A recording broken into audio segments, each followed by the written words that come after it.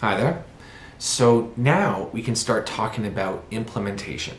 So in day one, it was all about clarity and about vision and about getting super clear on what you're doing and where the ship is headed and why, and making sure that it's your own goal and not somebody else's, and pointing everything in that direction. And day two is all about strategy, and it's about taking this vision and asking, like, how can we make this real? How can we actually do this? And what's the most intelligent possible plan that we can come up with?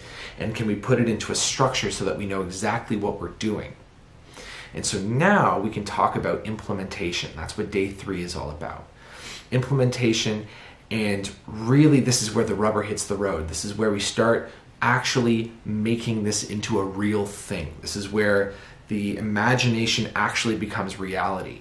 And this is just such a central, important piece of the whole subject of productivity, which itself is a part of the subject of self-actualization, that it can be easy to gloss over, it's easy to oversimplify, and yet it's what gives us the most trouble. It's why, in fact, I created that whole PDF on how to get yourself to do the thing. If you read it, it's because this is very, very important and requires special attention.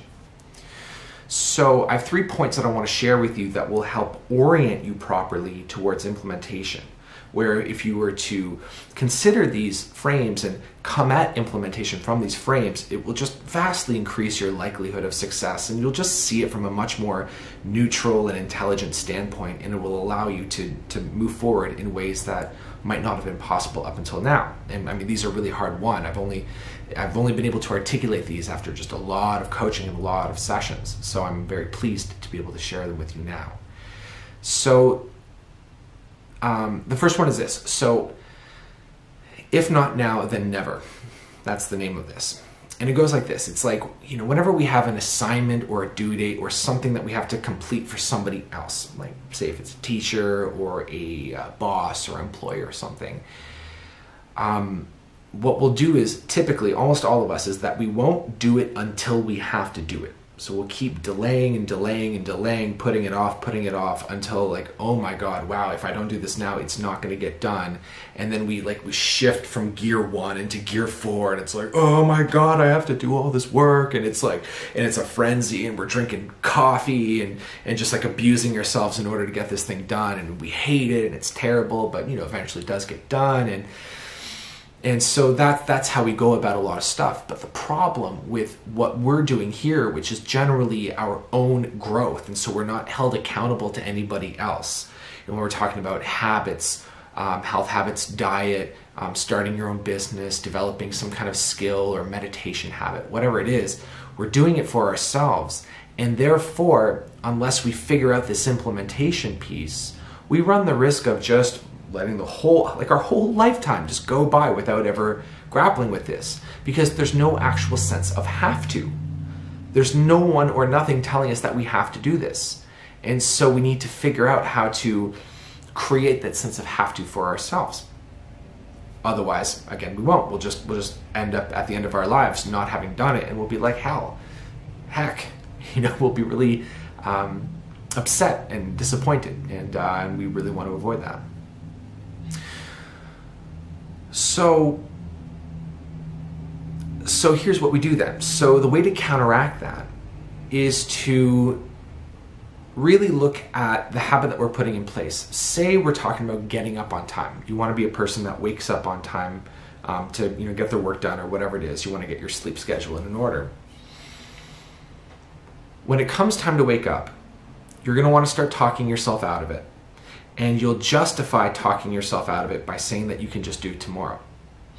But the thing is that when tomorrow comes, it's going to be just like today. So in other words, there's nothing about tomorrow that is going to be easier or better, right? Even though we're going to convince ourselves that there is something different about tomorrow. So I want to invite you now to step beyond that lie, that there's something favorable about tomorrow. And to really see that it's always the same invitation. It's always the same moment. It's always the same effort or difficulty every time that opportunity cycles around, every 24 hours or 7 days or whatever it is. And if you're willing to really see that, if you're willing to look at it from a great enough scope that there's nothing about later or tomorrow that's better, then it comes down to this. If it comes time for you to wake up at 6 a.m. and you choose not to, then you're effectively saying no, not just to waking up, but to your entire vision of your success, of your greater evolution, of all the other stuff that you want to accomplish and get done. If you can't ask this one little thing of yourself, how could you hope to ask for anything else from yourself? If you're unwilling to take step 1, then what makes you think that you'll get to step 1000? So really see that. Really see the whole game, and really see the significance of this opportunity today, now, when your alarm goes off or when it's time to work out. If you say yes to it, you're saying yes to your potential, yes to your vision. If you say no, it's to the whole thing. It's not like you can say no to this like one thing, but then still think that everything's gonna unfold beautifully. It won't. There's no reason to think that. So now that's kind of like a heavy feeling, right? But hopefully that kind of stokes you, and not in a self-abusive way, because we want to step away from self-abuse, but just like, wow, okay, if I don't do this, it won't get done. I want you to really know that. I want you to really see that. So one other thing to share with you is this, is your paternal and maternal aspects. So this is something that I've noticed, is that there's these two aspects in terms of how we speak to ourselves. There's the paternal way and the maternal way, which, and these are just my terms, right? They're not set in stone or anything, but they're really useful, I believe you'll find. So the paternal aspect is that encouraging, persuading. It's like, come on, you got this, let's go, you can do this. It's that which knows your potential and wants you to move forward into it and challenges you, and almost like it pulls you from the front, or it like encourages you from behind, but it's sort of like, let's go, let's go. That's the paternal aspect. And then the maternal aspect is that which says everything is okay as it is, and you are good as you are, and there's nothing to worry about, and I love you, honey. You just come here, everything's okay, and everything's fine. And of course, that is also true. So don't distrust or side with one aspect over the other, because they're both utterly essential. They're both two essential halves of the whole. And don't just like trust one as opposed to the other, or side with one as opposed to the other. Instead, be paternal at the right time. The right time is when there's time on the clock, when you're in it, when the alarm has gone off and you're thinking about sleeping in, or when you're in the middle of your run, or when you're meditating and you're thinking of talking yourself out of it. This paternal aspect is, again, not abusive in the sense of like, what's wrong with you idiot? No. Come on, maggot, or like that kind of angry, tyrannical military master. Like, none of that. It's just like, hey, you got this, come on. And then when the time is up, and when we're kind of back in a conversation such as this one, where we're looking at what we did, that's when we go into maternal mode. And that's when we go, okay, wow, I did my best. Here's what's good about what I did. And we celebrate the degree of success. So it's not like I only feel good about myself if I hit 100%, and anything less is a failure, which is how so many of us speak to ourselves. Instead, it's, oh, look at the degree of success that I achieved. Even if it's 50%, even if it's 10%, even if it's 1%. 1 is mathematically infinitely more than 0. It's something. It's on the board.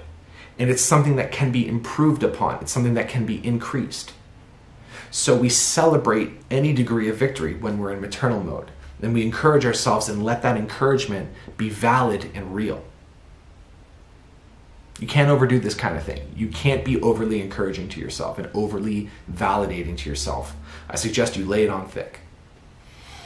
So those are the main points. So if not now, then never. Really, so like when it comes time to do this one thing and you're starting to think that tomorrow is okay, it's not. Because it's not different tomorrow. It's only now or never. Really see it like that.